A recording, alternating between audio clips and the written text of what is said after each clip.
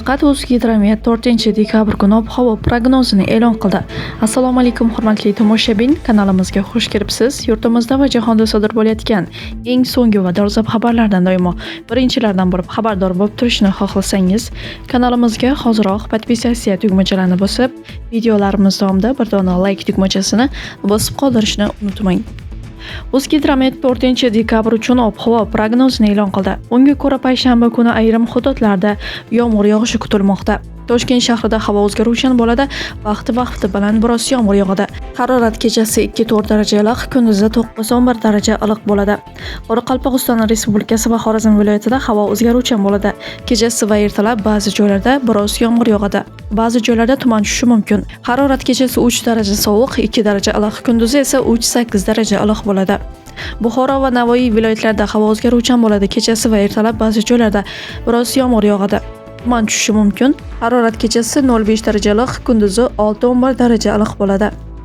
Toshkent, Samarqand, Sirdaryo, Jizzax viloyatlarida havo o'zgaruvchan bo'ladi. Ba'zi joylarda biroz yomg'ir yog'adi. Tuman tushishi mumkin. Harorat kechasi 0-5 daraja iliq, kunduzi 8-13 daraja iliq bo'ladi. Qashqadaryo viloyatida havo o'zgaruvchan bo'ladi. Ba'zi joylarda biroz yomg'ir yog'adi. Harorat kechasi 0-5 daraja iliq, kunduzi 10-15 daraja iliq bo'ladi. Surxondaryo viloyati havo o'zgaruvchan bo'ladi, yog'ingarchilik kutilmaydi. Harorat kechasi 0-5 daraja iliq, kunduzi 10-15 daraja iliq bo'ladi. Andijon, Namangan va Farg'ona viloyatida havo o'zgaruvchan bo'ladi, yog'ingarchilik kutilmaydi. Ba'zi joylarda tuman tushishi mumkin. Harorat kechasi 3 daraja sovuq, 2 daraja iliq, kunduzi 8-13 daraja iliq bo'ladi. Respublikaning tog' oldi va tog'li hududlarida havo o'zgaruvchan bo'ladi. Ba'zi joylarda yog'ingarchilik, yomg'ir, qor bo'ladi. Ba'zi joylarda tuman tushishi mumkin. Harorat kechasi 2 daraja sovuq, 3 daraja iliq, kunduzi 3-8 daraja iliq bo'ladi. O'zgidromet 4-5 dekabr kunlari respublika hududida nam va nisbatan sovuq havo kirib kelishi kutilayotganini ma'lum qildi.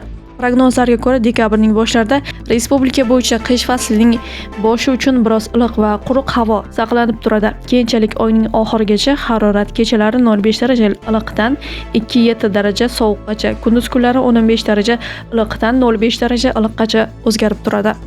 Yanvar oyi umumiy holatda normaga yaqin, ayrim hududlarda biroz sovuqroq bo'ladi. 3-10 kunlikdan anomal sovuq kutilmoqda. Fevral oyi 1-10 kunligida anomal sovuq davom etadi. 2 va 3-10 kunliklarda havo sezilarli ilaydi deyilgan xabarda. Hurmatli tomoshabin, video haqida o'z izohlaringizni kommentariyada yozib qoldirishni unutmang. Kanalimizni yo'qotib qo'ymaslik uchun podpisatsiya tugmachalarini bosib qo'yishni ham yodingizdan chiqarmang.